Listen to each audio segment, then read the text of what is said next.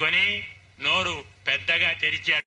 పైభాగం ఆకాశంలో, కింది భాగం భూమిలో ఉంది. గోపాలకులంతా వచ్చారు, చూశారు. చూస్తే ఏమిటా నిన్న మొన్న లేదు ఇక్కడ, పెద్ద గుట్ట వచ్చింది. ఈ గుహ అచ్చం పాము నోరులాగా ఉందేమిటి? చూసావా, ఆ పక్క ఈ పక్క రెండు నాలుకల్లా కనబడుతున్నాయి, అటుపక్క పెదవుల్లా కనబడుతున్నాయి. కేవలం చూస్తే మొత్తం పాము నోరే. ఇలాంటి గుహ చాలా బాగుంది, మనం ఈరోజు ఆడుకుందామా? దాన్ని చూసి గుహ అనుకున్నారు. కొందరు గోపాలులు పొరపాటు నిజంగా పాము చేస్తారా? వాళ్ళకే డౌట్. ఏం చేద్దామా? నిజంగా పాము అయితే కొంగను తప్పిన వాడు లేడా? ఆయన చూసుకుంటాడు, మనకెందుకు బాధ? అది మనకు కావాలి.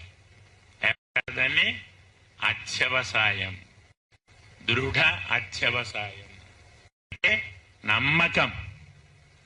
భగవంతుడున్నాడు, భగవంతుడు తప్పకుండా కాపాడుతాడు. ఈ నమ్మకం మనకున్ననాడు తప్పకుండా కాపాడుతాడు.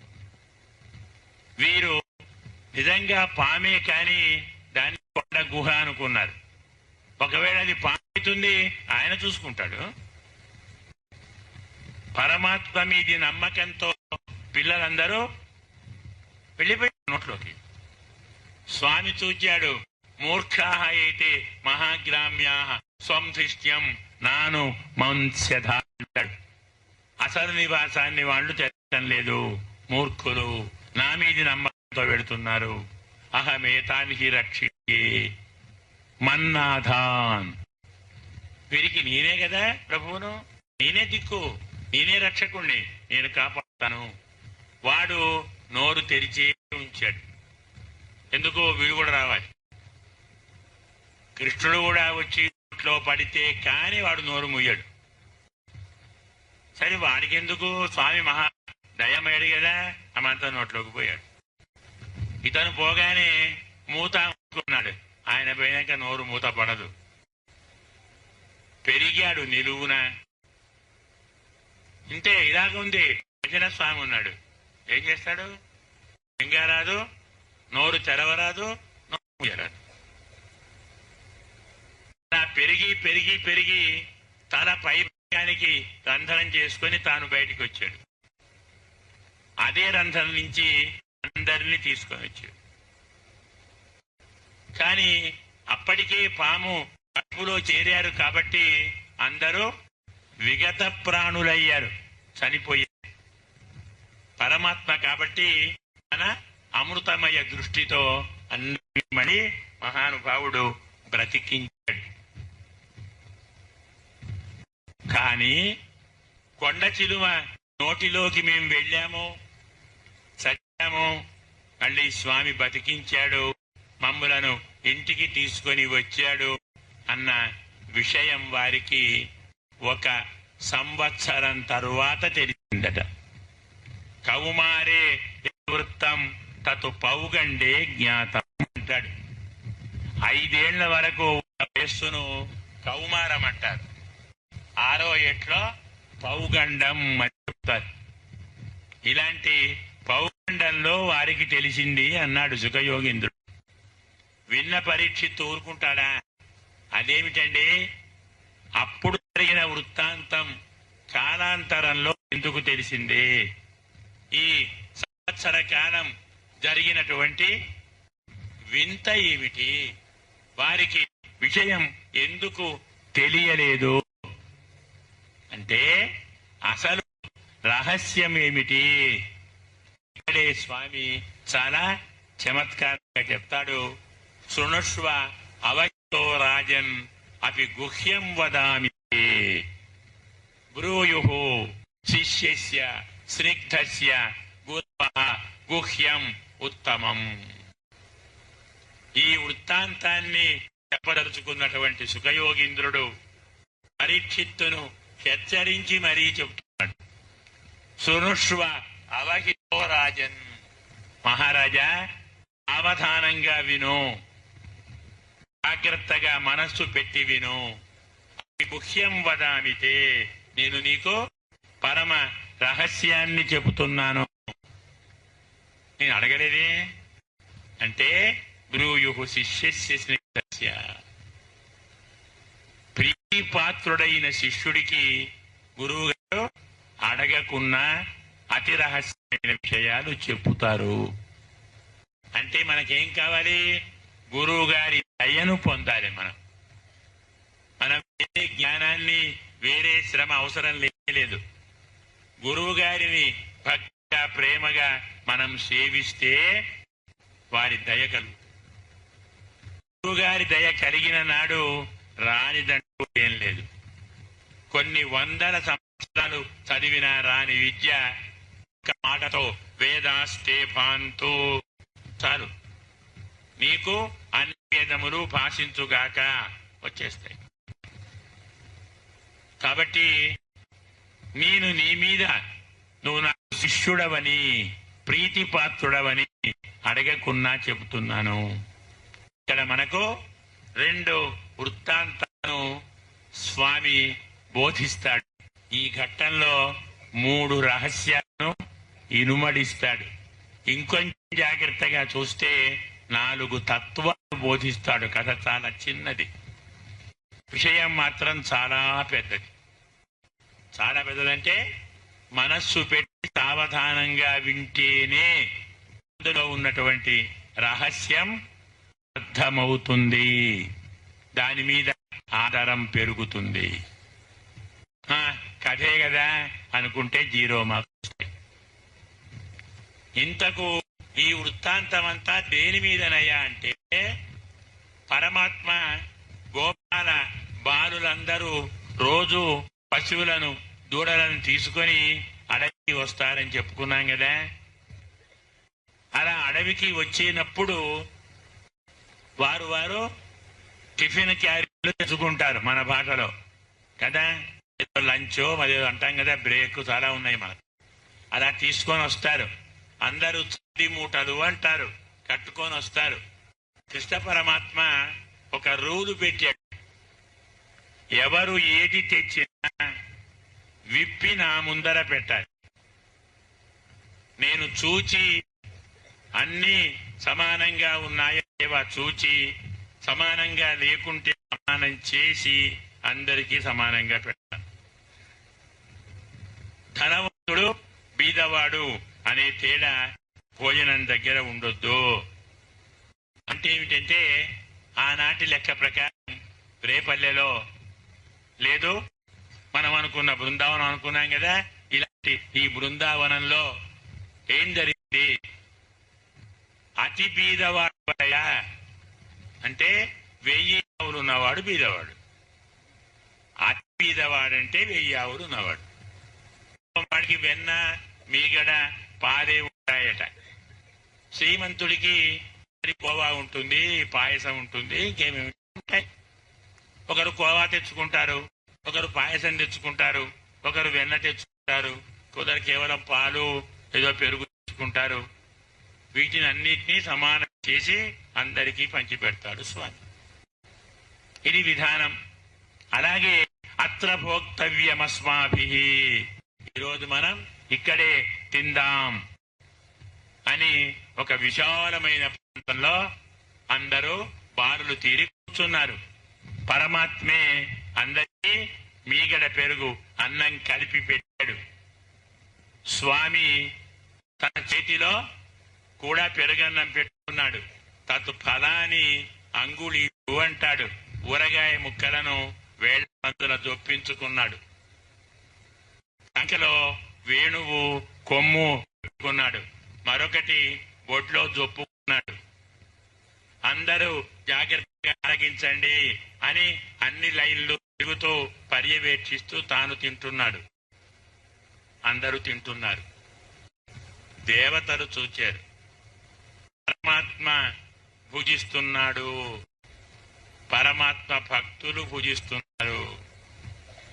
తప్పకుండా 2 లక్షల మంది తింటే తలా 1-2 మెతుకులు కింద పడ్డా మాకు ప్రసాదం దొరుకుతుంది. ఇంతమంది భాగవతోత్తముల ప్రసాదం మళ్ళీ దొరుకుతుంది. ఇదే మంచి సమయం అనుకొని దేవతలందరూ కాకుల రూపంలో చెట్ల మీద వాలారు. మెతుకు కింద పడితే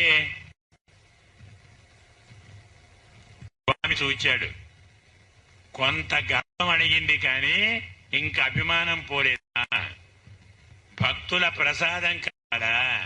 దానికి మాత్రం దొంగ విషయాలు మానలేదా? డైరెక్ట్ గా వచ్చి అడగొచ్చుదా? ఇంకా మీకు ఆభిజాత్యం అడ్డొస్తున్నదా? మీ సంగతి నేను చెప్తాను.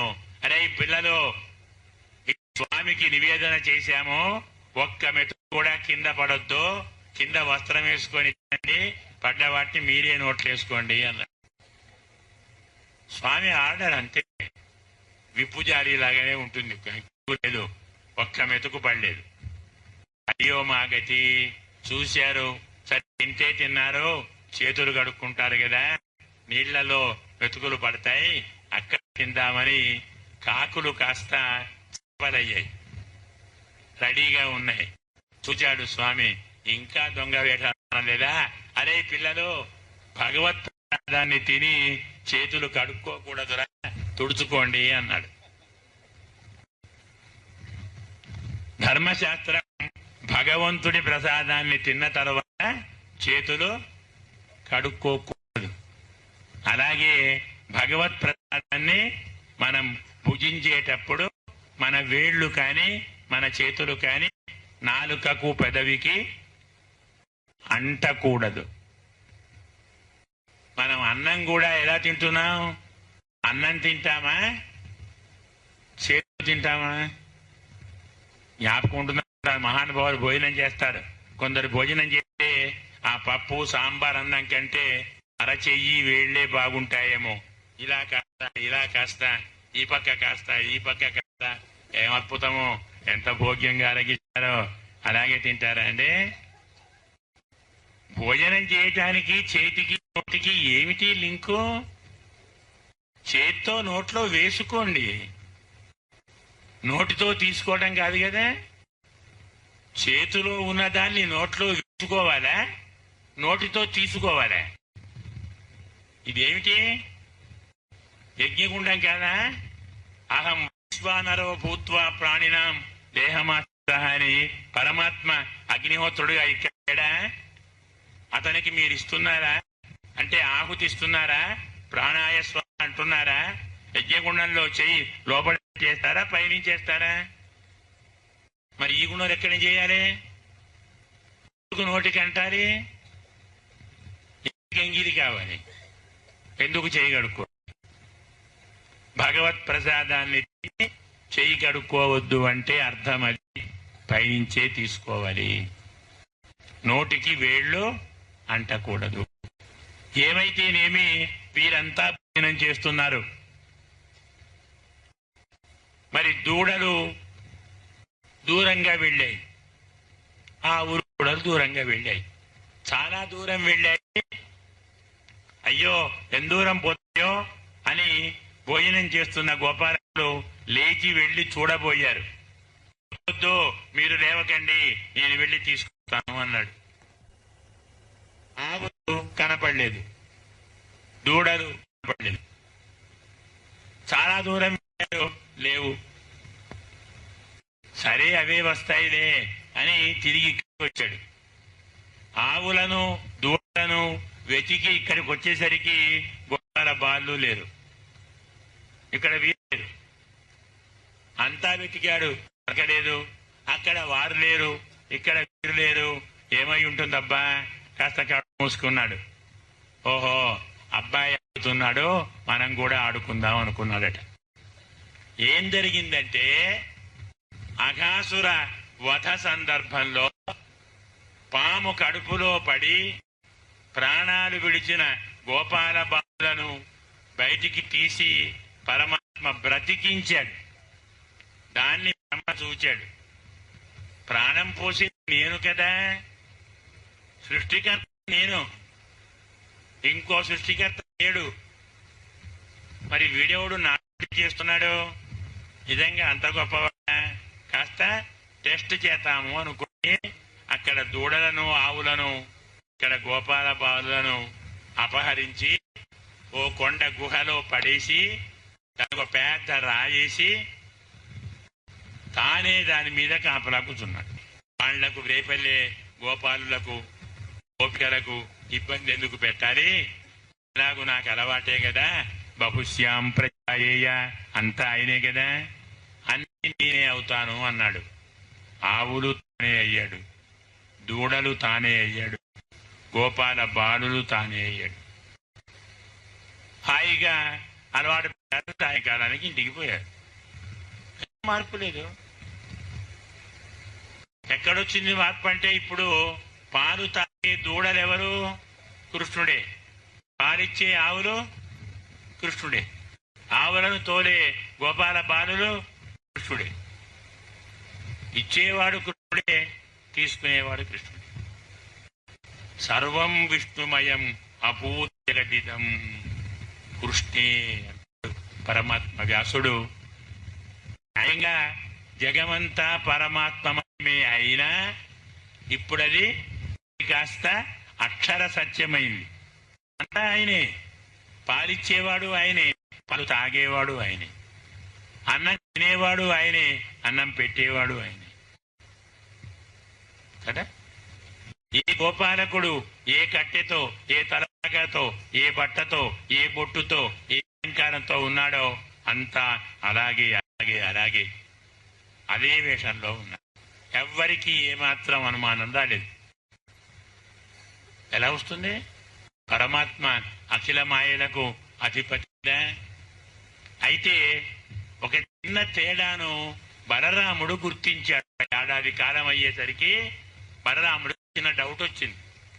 దూడలు వస్తుంటేనే ఆవులు ఎదురొచ్చి పాలిస్తున్నాయి, గోపాల బాలులు అప్పటికి వస్తుంటేనే తల్లులు పరిగెత్తుకొని వచ్చి దగ్గరికి తీసుకొని పాలిస్తున్నారు, స్నానం చేస్తున్నారు, అన్నం పెడుతున్నారు, ఆటలు ఆడిస్తున్నారు, బట్టలు తొడుగుతున్నారు, అలంకారాలు చేస్తున్నారు. ఇదివరకు ఎన్నడూ రేపల్లెలో కనపడని అపురూపమైనటువంటి ప్రేమ, అనురాగం, తన్మయ భావం అందరిలో కనపడింది. ఎందుకు ఇలా జరిగింది? ఇంత ప్రేమ అంటే నా స్వామే కావాలి, అంతా ఈయనేనా? చిన్న అనుమానం వచ్చి ఒకసారి చూచాడు. చూస్తే అందరూ కృష్ణుడే. ఓహో, ఇదంతా నా స్వామి మాయనా అనుకున్నాడు బలరాముడు. ఇలా ఒక సంవత్సర కాలం గడిచినది. సంవత్సర కాలం అయిపోయేసరికి బ్రహ్మ చూచాడు. ఒక అయి ఉంటుంది. ఏమిట్రా ఇంతకాలం అయింది పల్లెలో ఎలాంటి గొడవ లేదే, ఎందుకంటే ఏడుపులు రావాలి, ఆర్పులు రావాలి, గోళలు రావాలి, పిల్లలు లేరు, దూడ లేవు, ఆవులు లేవు. అయ్యో అయ్యో ఏమైంది, గోలగోల చేయాలి కదా, ఏమీ లేదు. చూచాడు అలా, అంతా ప్రశాంతంగా ఉంది. ఎవరిని వాళ్ళు చేసుకుంటున్నారు. ఇదేమిటి సరే అని మరి ఇలా తొంగి చూస్తే అందరూ ఉన్నారు. ఆవులు ఉన్నాయి, దూడలు ఉన్నాయి, గోపాల బాలులు అందరూ ఉన్నారు. యథాప్రకారం ఉన్నారు. ఏం తేడా లేదు. అదేమిటి పొరపాటున నాకు తెలియకుండా వీళ్ళని తీసుకొని పోయాడా అని ఒకసారి ఆ రాయి తీసి చూశాడు. అక్కడ ఉన్నారు. ఇదేంటి ఇక్కడ ఉన్నారు, అక్కడ ఉన్నారు, ఈ డబల్ యాక్షన్ ఎక్కడ వచ్చింది? మరి సృష్టికర్త నేనే కదా, ఇంకొకళ్ళు లేడు కదా. పొరపాటున నేను ఇక్కడ కూర్చున్న ఈ సమయంలో అక్కడ నా పోస్టు ఊస్ట్ అయింది చూడాలి అంటే మా పద ఉంది వాళ్ళు. ఇవన్నీ తెలుసులేవయ్యా పో అన్నాడు. తెలుసులేవయ్యా, నేను రా చతుర్ముఖ బ్రహ్మను, ఇవన్నీ తెలుసు. ఆయన చెప్పాడు ఇలా దొంగ బ్రహ్మ వస్తాడు, నేనే బ్రహ్మ అని చెప్తాడు, కాళీల కొట్టి పంపించామన్నాడు, మర్యాదగా పోవయ్యా. ఎవడురా అన్నది? ఎవడురా నా మర్యాదగా మాట్లాడు. మా రాజు గారు, మా బ్రహ్మగారు లోపడే ఉన్నారు, వస్తే నీ ఇష్టం, జాగ్రత్త, పో. మీ బ్రహ్మగారా? మీరా? తెలుసయ్యా ఇలా అంటావని చెప్పి పోవయ్యా పో. నువ్వుతే పోయింది. పోస్టు కాస్త ఊస్ట్ అన్నమాట. ఇంకా బ్రహ్మ ఏం లేడు. నా పోస్టును తీసేవాడు ఎవడున్నాడబ్బా? ఇదంతా ఏమిటి? అతన్ని మాయ చేద్దామనుకుంటే నేనే మాయల పడ్డానే అని అక్కడి నుంచి తొంగి చూసి కిందికి మరీ పిల్లవాడిని ఎక్కువగా ఏడిపించకూడదు కాబట్టి తన నిజ రూపాన్ని చూపాడు. ప్రతి గోపాలుడు చతుర్భుజుడు, వనమాలా విరాజితుడు, శ్రీవత్స కౌస్తుభాది ఆభరణ శోభితుడు, కిరీట గ్రేవే కేయూర హార మకర కుండలాది దివ్యాభరణ శోభితుడు. అందరూ గోపాలందరూ అదే రూపం, గోవులన్నీ అదే రూపం, దూడలన్నీ అదే రూపం. సర్వం విష్ణుమయం. ఓహో, ఇది మా నాన్నగారి వ్యవహారం, ఇక మర్యాద దక్కదు అని అలాగే కిందికి దూకాడు. వచ్చి పరమాత్మ పాదాలలో పడ్డాడు. గర్భంలో ఉన్నటువంటి పాప తిరుగుతూ తల్లిని కాలితో తంతాడు. కడుపులో తిరుగుతుంటావు కదా, కాలు తగులుతుంది. వచ్చిన తర్వాత నన్ను కడుపులో ఉన్నప్పుడు తంతావట్రా పడవా అని పుట్టగానే తల్లి తన్నిందనుకుంటే వాడికైతే ఏమిటండి, ఉంటాడా? బతుకుతాడా ఎవడైనా? మరి అఖిలాండ కోటి బ్రహ్మాండాలు నీ కడుపులో ఉన్నాయి కదా, మీరెక్కడున్నాను? నీ కడుపులో కాదా? నేను మీ కడుపులో పాపను కాదా? నా కాలు తగిలిందని నా కోట్లు ఊసు చేస్తే నా గతేమిటయ్యా? స్వామి, అపరాధం తెలియక చేశాను, క్షమించవలసింది అని ప్రార్థించ గోపికల భాగ్యాన్ని చెప్తాడు. అహో భాగ్యం అన్నగోప వ్రజౌకసాం యన్మిత్రం పరమానందం పరమం బ్రహ్మ కేవలం. నిజంగా గోపికల అదృష్టమే అదృష్టము. గోపికలే కాదు, బృందావనంలో ఉండేటువంటి సకల జనుల అదృష్టము. మిత్రం పరమానందం పరమం బ్రహ్మ. పరమాత్మే అందరికీ పరమమిత్రుడయ్యాడు. ఎలా బ్రహ్మపదంబు చూచుటకు అంటాడు తన తెలుగు పద్యంలో. ఎందుకంటే బ్రహ్మాది దేవతలకు కూడా అందని పరమాత్మ గోపాల బాలులు ఏం చేస్తున్నారు?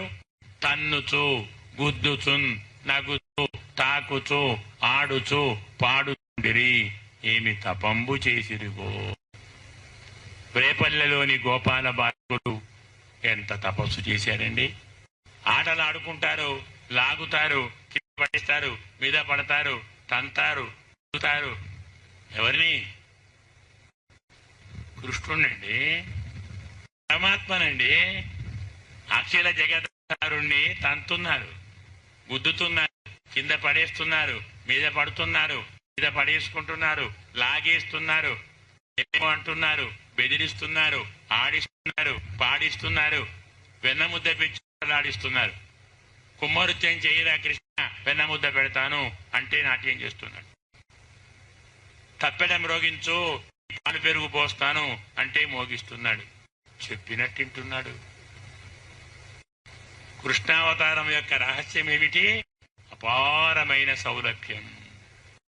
ప్రతి చిన్న పిల్లవాడు ఆడుకున్నా అంటే ఆడుతాడు, పాడు అంటే పాడుతాడు. తానే వెళ్ళి ఆవు పొరుగులో నోట్లు పెట్టి పాలు తాగేస్తాడు. దూడ పాలు తాగుతుందే అలా తాను తాగేస్తాడు. ఎంత అదృష్టం అండి ఆవు చేసుకున్నది. పరమాత్మ స్వయంగా వెళ్ళి పొదువులో పెట్టి పాలు తాగేస్తున్నాడంటే ఇంకేం కావాలి? ఒక విక్రేతు కామాకిల గోపకన్య అంటాడు. ఒక పండ్లమ్ముకునే అమ్మాయి ఓ బుట్టలో పండ్లు పెట్టుకొని అమ్ముతూ ఉంది. చూడాడు, అమ్మాయి ఇటు రా అన్నాడు. చెప్పు, నాకు పండ్లు ఇవ్వు. తీసుకో, ఎన్ని కావాలో. పిల్లవాడు కదా, అదేం కుదరదు, నువ్వే ఇవ్వు. ఆ రోజుల్లో డబ్బులు లేవు. అది సరి ధాన్యం బియ్యమో తవరో ఏదో ఒట్లిచ్చి కొనుక్కు, పాత ఇప్పట్లో ఉంది, ఒట్లు ఇచ్చే కొనుక్కుంటారు. అట్లే నా దగ్గర ఒట్లున్నాయి, ఆయన పండ్లు ఉన్నాయి, నా దోషుడు వద్దు, నీ దోషుడితో ఇవ్వమన్నాడు. పెద్దగా ఉంటుంది కదా. 3 దోషులు ఇచ్చింది. మళ్ళీ ఇవ్వాలి, 3 దోషులు ఇవ్వాలి. ఏమి ఇవ్వాలి? ధాన్యం ఇవ్వాలి. ఎవరి దోషుడితో? ఆమె దోషుడితో ఇవ్వాలి. అబ్బా నా దోషుడితో ఇవ్వనా? ఇవ్వనైనా నువ్వు ఇస్తే ఏం ముడిపోయింది, దోషుడు తక్కువైతే ఏమి, పిల్లవాడు కదా, పండు తింటాడులే, అలాగే ఇవ్వు నాన్న, నాకు ఆ పెళ్లి ఏం లేదు, నీ ఇష్టం, ఇచ్చినా సరే ఇవ్వకుండా దండం పెట్టిపోతానండి. అబ్బాయి అదేం లేదు, నేను ఇస్తాను, నా దోషుడితో ఇస్తానన్నాడు. ఇవ్వు నాన్న. అమాంత దోషుడితో ధాన్యం అందులో పోసాడు. గుచ్చి ఎంత ఉన్నా ఇంత చేతులు ఉంటాయి స్వామి చేతులు, తీసి అలా పోసాడు. చేతిలో ఉన్నప్పుడు అది ధాన్యం, గమనప్పుడు రత్నాలు అయ్యాయి. స్వామి ఏమైందబ్బా, సరిపోలేదా, చాలా ఎక్కువయ్యాయి, చాలా అది తీసుకుని పంపాడు. అర్థం తెలుసా? పరమాత్మ ఇచ్చినదే చాలు అన్నవాడికి అఖండ ఐశ్వర్యాలు. నేను అనుకున్నదే కావాలి అంటే అంతే, ఎక్కువ రాదు. భగవంతుడు ఇచ్చిన దానితో తృప్తి పొందాలి శాస్త్రం. వీటిలో బ్రహ్మ యొక్క గర్వాన్ని భంగం చేసినటువంటి మహానుభావుడు అన్నమాట. బ్రహ్మ తన వాస్తవ స్వరూపాన్ని తెలుసుకున్నాడు. పరమాత్మను స్తోత్రం చేసి క్షమాపణ చెప్పి పరమాత్మ అనుగ్రహాన్ని పొంది తాను వెళ్ళిపోయాడు. వీరు పశువుల తోటి ఆవులను మేపిస్తున్న ప్రాంతం పక్కనే ఒక పెద్ద తాళవనం ఉంది. తాడి చెట్లు అంటారు చూడండి, ఆ తాళవనం. దానికి తాటి ఏవో పండ్లుంటాయట, తాటి పండ్లని. ఆ గోపాల బాలకు అవంటే ఇష్టమట.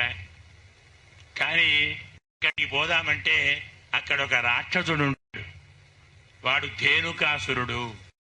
బలరాముడు తన బాహుబలంతో చెట్లను ఊపడం మొదలుపెట్టాడు.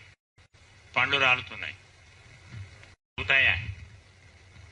అనంత విజ్ఞాన బలైకధామని అంటాడు స్వామి. అంత బలమున్న స్వామి చెట్లను ఊపుతుంటే ఎట్లా అవుతాయండి? తన తొడలోకి రావటానికే అందరూ భయపడతారు, వీడెవడు తొడలోకి రావడానికి కాక చెట్లు ఊపి కాయలు రాస్తున్నాడు, చూడండి రా వాడి సంగతి ఏమిటో. తన సైన్యాన్ని పంపాడు.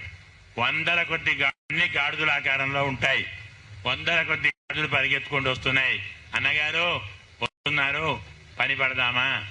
సరే రెడీ అన్నారు. గాడిద రాగానే 4 కాళ్ళు పట్టి గిరగిరా తిప్పి టికేసి కొట్టడం. గాడిద చస్తుంది, కాయలు కాలుతాయి. మళ్ళీ వేరే రాళ్ళు ఎందుకు? ఏకాక్రియ వ్యర్థ బభూవ్ అని మళ్ళీ వేరే ఎందుకు? ఎలాగో వాడిస్తున్నాడు కదా. ఇలా కొట్టడం మొదలు పెట్టారు. వనం మొత్తం ధ్వంసం. ధేనుకాసురుడు సైన్యం కూడా ధ్వంసం. ధేనుకాసుర సంహారం చేశారు. దీని తరువాత మహానుభావులు ఒకనాడు అలాగే వెళ్లి పశువులన్నీ మితమేశాయి. సాయంకాలం ఆ పక్కనే ఉన్నటువంటి ఒక మడుగులో నీళ్లు తాగాయి. పిల్లలు కూడా తాగారు. నీళ్లు తాగిన 5 నిమిషాలలో అందరూ చనిపోయారు. ఆవులు చనిపోయాయి, చనిపోయాయి, గోపాల బాలలు చనిపోయారు. స్వామి ఏంటి, ఎందుకు ఇలా జరిగినది అని ఎవరో మిగిలిన ఒక్కరినో ఇద్దరిని అడిగితే, ఇది కాళీయ హ్రదము.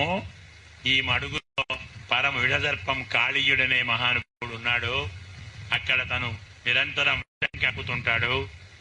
ఆ విషంతో మనకంతా పొంగుతూ ఉంటుంది. ఎంత భయంకరమైన విషం అంటే దాని పైపోయే పక్షులు కూడా ఆ విషయాన్ని అందులో పడి చేస్తాయి. అంత తీవ్రమైన విషం. మన పిల్లలు దప్పికి ఆగలేక పోయి తాగారు, మరణించారు స్వామి. అలాగా సరే అని తన కరుణా కటాక్షతోటి అందరినీ బతికించి ఇంటికి తీసుకొని వెళ్ళాడు. మనము సగవద్దు, వస్తే చస్తారు. ఇదో కొంచెం సవరించవలసిన విషయమే అనుకున్నాడు. పడుకున్నాడు. మరునాడు పొద్దున్నే తెల్లవారుజామునే లేచి బలరామునికి చెప్పకుండా ఒక 2-3 మిత్రులను తీసుకొని బయలుదేరాడు. స్వామి అనుకుంటే ఆగడు కదా, దానంతా ఏమిటో చూడాలి. చక్కగా ఆ అడుగులోకి వెళ్లి పైన చెట్టుంది, కదంబ వృక్షం అంటాం, ఆ చెట్టు ఎక్కేశాడు. గుడ్డను గట్టిగా బిగించాడు, కొప్పు కట్టుకున్నాడు. ఒక్కసారి ఎగిరి దూకాడు,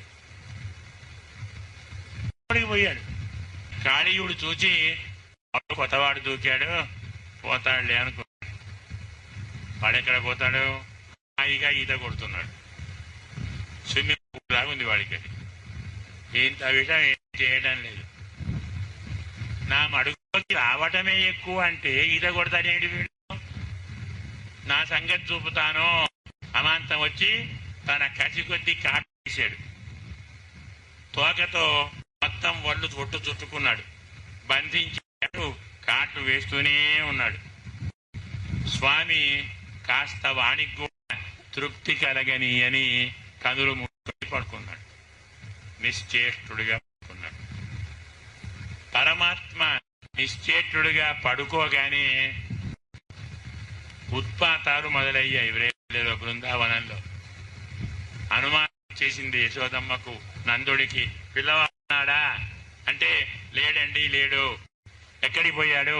అయ్యో ఆవులను తీసుకొని పోయినట్టుంది. లేదే, ఆవులు ఇక్కడే ఉన్నాయి, చూడలే ఉన్నాయి, ఎవరెవరు లేరు, ఓ నలుగురు లేరు. ఎక్కడికి పోయారు? పరిగెత్తండి. అందరూ పరిగెత్తారు. రాత్రి ఎక్కడి నుంచి వచ్చారు? పలాన్ తోటి నుంచి వచ్చారు. అయితే అక్కడికే పోయి ఉంటారు అని బయలుదేరి అతని చిన్ని చిన్ని అడుగుజాడలు చూచుకుంటూ అక్కడికి పోయారు. అక్కడ పిల్లలు అలా చూస్తున్నారు, ఏడుస్తున్నారు, చూస్తున్నారు, ఏడుస్తున్నారు. వీరు వెళ్ళారు, చూచారు, కళ్ళు మూసుకొని పడుకొని ఉన్నారు. నిశ్చేతుడుగా ఉన్నాడు. యశోదమ్మ తల్లి ప్రాణం ఆగుతుందండి.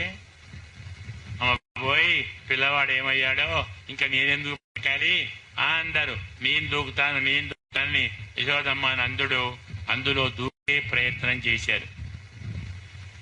పరమాత్మ లీల బాగా తెలిసిన రాముడు, మీరు ఆగండి, వాడికి కాదు, నేను చెప్తానుండు. నాయన మీ లీల చాలు, బయలుదేరిరా, అతన్ని నిగ్రహించి బయలుదేరిపోయా స్వామి అని బలరాముడు పిలిచాడు.